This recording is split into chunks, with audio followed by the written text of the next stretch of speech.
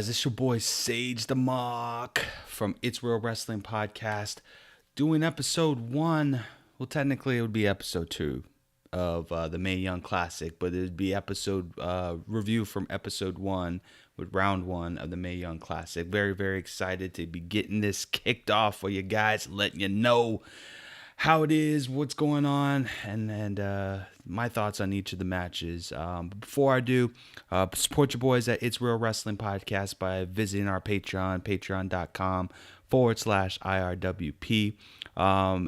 Go ahead and make sure that if you're on YouTube, comment on this video and let us know what your thoughts were on episode 1, round 1 of the Mae Young Classic. If you missed our bracketology review, go ahead and check that out on YouTube, as it's there for you for review. Also, you can hit us up on all of our social medias by going to our website, irwp.us. The Mae Young Classic. Woo! So far, so good. This episode was amazing. Absolutely loved it. And what I want to do is I want to tell you how the format is going to be for these little shorts, these little reviews of the Mae Young Classic. So I'm going to go ahead and before I deep dive into what I liked and what I didn't like about each of the episodes, of the matches, I'm going to let you know who I initially picked before I watched the match to win and who ultimately ended up winning. So that way you can see where I differed and what led me to believe that, who won and who didn't. So first thing off the bat, the very first thing that I noticed when going into the Mae Young Classic is the commentary. I had high hopes for the commentary with Beth Phoenix and Renee Young being there, and to be frank, with them two just being on there, I think that it would have been like absolutely perfect. The concern that I have is Michael Cole, and it's going to be a theme going throughout episode 1 and probably into episode 2 once we start reviewing it. But Michael Cole's commentary on this is just,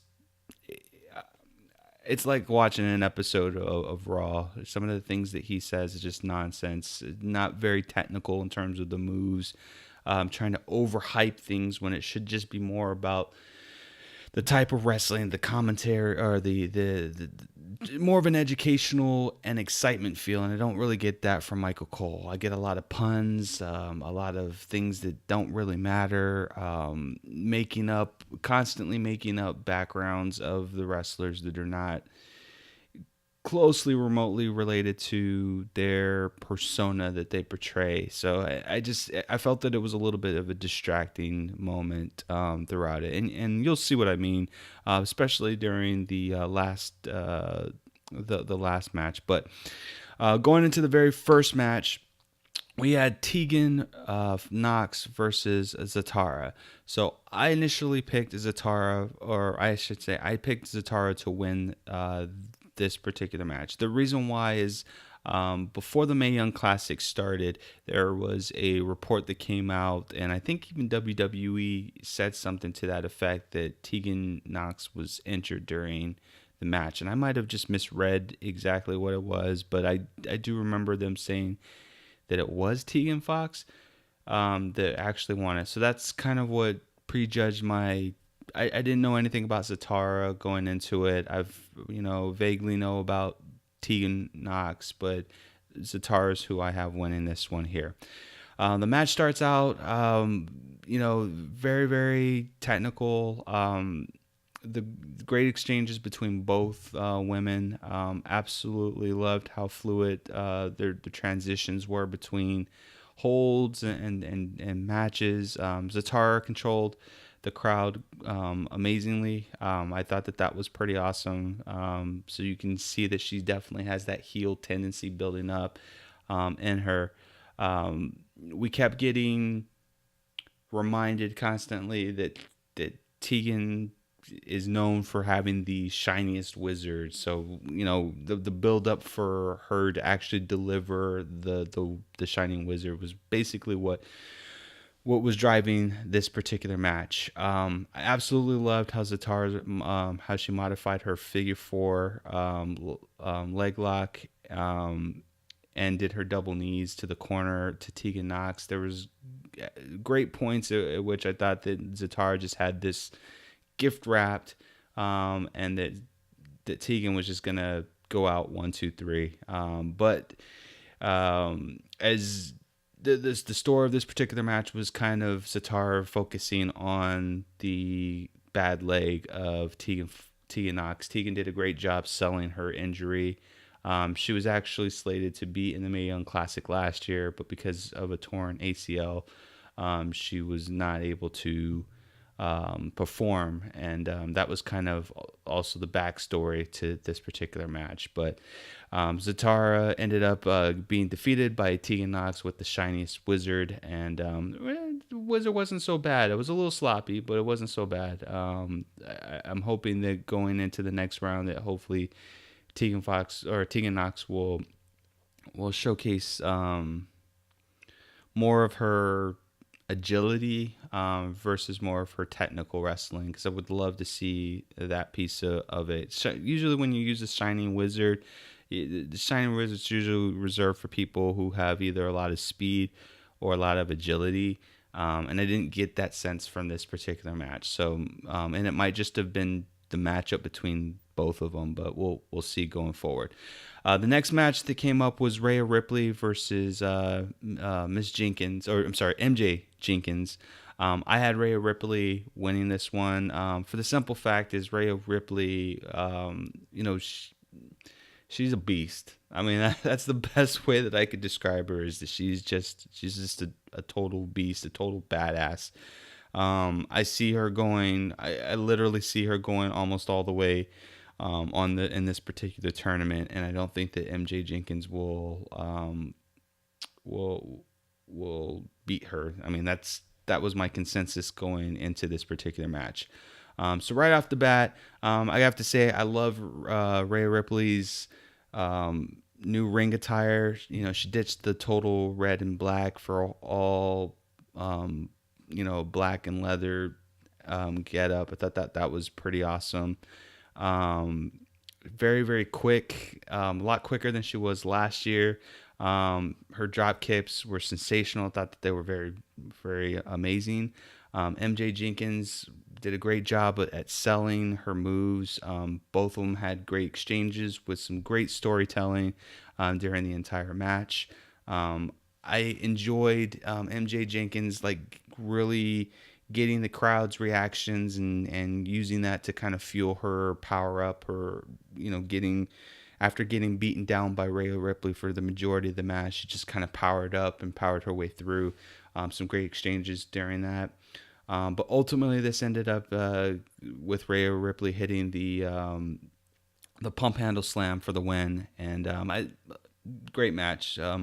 Absolutely amazing match going through. So my prediction for this match was pretty spot on. The thing that if there was anything that I had to critique in this particular match, it wasn't anything that the ladies themselves were doing. My biggest critique for the entire match was really the commentary. Again, Michael Cole. I could probably, off the top of my head, I would say there was 5 references to Charlotte Flair, saying that Rhea Ripley just hates the fact that she keeps getting compared to Charlotte Flair. And in my mind, I'm thinking when? I've never heard in my entire life Charlotte Flair or Rhea Ripley being compared to Charlotte Flair, and I don't see it. There's nothing Charlotte Flair-ish about Rhea Ripley. Nothing at all. I mean, the only comparison I can see is that maybe they're both tall and they're both blonde, but that to me, that's not enough to compare them. So it was very distracting. Like I said, it was about 5 references to it. And I mean, at this point, I'm like, Michael Cole's got to go. I mean, that's if you got to get a third man in there, that's fine by me. But just honestly, I would say you're good with just Beth Phoenix and Renee Young. I can't with Cole. The next match that came up was Vanessa Kraven versus Lacy Lane. I had Lacy Lane winning this one here, just for the simple fact is I thought that, like Vanessa Kraven's character isn't really something that really molds well with the WWE. I love it. Don't don't misconstrue what I'm saying. I love her gimmick and I love the way that she is, but it doesn't really fit that mold and that style of what the WWE is actually going for. Um, I will say that this is the first time I've seen Lacy Lane actually compete. I could barely keep up with her entrance because she was just like so zip, zip, zip, zip, zip, like everywhere. So it was like really, really fast. So I didn't know what to really expect during this match going into it. But as the bell rang, you can tell that the story of this was going to be a David and Goliath kind of battle. Lacy Lane is very, very small in comparison to Vanessa Kraven, who's very, very tall. So that was kind of the thing. It was more stick and move for Lacy Lane. She gets caught here and there, but mostly that's what it is. I will have to say that I was very, very impressed by Lacy Lane's rope work. She was very quick. It was flashy. There was a little bit of a botch, a little bit of a scare when she was going to the turnbuckle. Like she did kind of like a pop up on the turnbuckle and then kind of turned it into tossing, like a reversal toss outside of the ring for Kraven.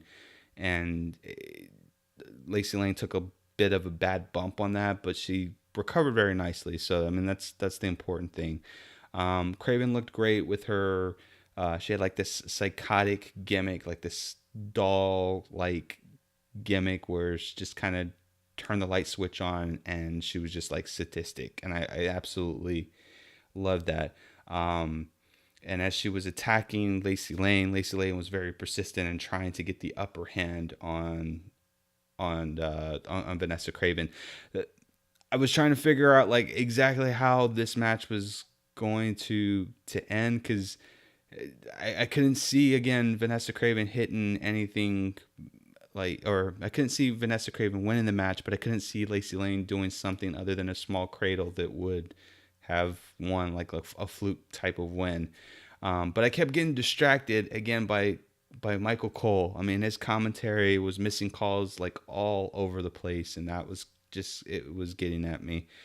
Towards the end of the match, Lacy Lane hits a swinging cradle, which I thought was pretty awesome. You know, she had her kind of like in a how do we say kind of like a fireman's carry. Like she was the person on the back with a fireman's carry, and then she kind of swung forward and pulled her back with her momentum and pinned her for the 1-2-3. So I thought that was a really inventive way for Lacy Lane to win the match. It made sense to the character, to the story. Both of these ladies did a great job, so kudos to them. Lacy Lane moves on as predicted. The last match for episode 1 was going to be Meiko Satomura versus Killer Kelly. I had Killer Kelly winning this one just because I didn't realize I knew who Meiko Satomura was, because I do remember her from back in the WCW days. But when I saw her, I was like, I don't know. I couldn't see her. I just couldn't see her winning. And Killer Kelly, I figure, was a fresher face. She has a killer. I'm missing the moves. I'm doing a Michael Cole. He's got me all flustered here with his missed calls and everything. But she's got a killer submission move that I thought that was going to be the story for her. So as this match started, what do we get distracted by? None other than Michael Cole not only making a pun, but also making a pun to someone who did not come out first. So I hated that. He says, "It's Meiko time," and then Killer Kelly's music hits, and then Killer Kelly comes down the ring. So I'm going to say this again. Michael Cole's got to go. Like, seriously, he's got to go. He's too much of a distraction for this. Anyhow, getting into the match, like within the first 30 seconds of this match, I was blown away by how quick Meiko Satomura is like, her kicks and her reversals were like top notch, like amazing. I absolutely enjoyed how quick and fast she was. Um, I feel like an idiot that I have not followed her career since WCW, because wow, like, you can see how outmatched Killer Kelly was during this entire match. In cardio, like, and not saying Killer Kelly's cardio was bad, but like, she was out cardio, out suplexed, out reversed. Like, it was a thing of beauty to see Satomura work. And yeah, I am definitely going back into the archives to go ahead and check out her career throughout the years, because I thoroughly enjoyed this match. It was my favorite match by far out of episode 1. Killer Kelly did a great job in terms of her comebacks, and the story was basically who had the better chain wrestling and better holds and suplexes and stuff. And Killer Kelly had beautiful suplexes, but I just, the based off of the flow of the match and just how dominant Satomura is, I mean, it was no.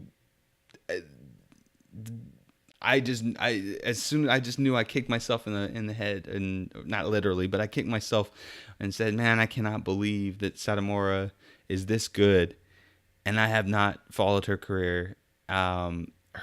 She hit her finisher, which I thought was amazing. Despite I thought Satomura was actually going to tap out to Killer Kelly's submission on the top rope, which I thought that was unique if they were going to go that route. But Satomura gets the win for this one. She moves on to the second round. Absolutely great. If there's any match on this particular card that I would highly recommend, it is definitely going to be the Satomura versus Killer Kelly match. It always seems to be, so far, I'm seeing a little trend with WWE. It seems like that they save the best first round match for the very first episode and make it the very last match of that episode. So, but that's it, guys, for episode 1. Hope you enjoyed the review of the Mae Young Classic Round 1, Episode 1. If you're on YouTube, go ahead and drop a comment down. Let us know what your favorite part of Episode 1 was. If you are listening to this in our audio podcast, make sure that you guys hit us up at It's Real Wrestling Podcast on Instagram or on Twitter at Real WrestleCast. You can also visit our website, IRWP.us. Always support your boys by going to our Patreon, patreon.com/IRWP. Got some great content, exclusive content there that you guys can see, as well as some quarterly contests that we have going on for Patreons only. But that's going to be it, guys, for episode 1. We will be back shortly with episode 2's review. Y'all know the drill. Keep it real.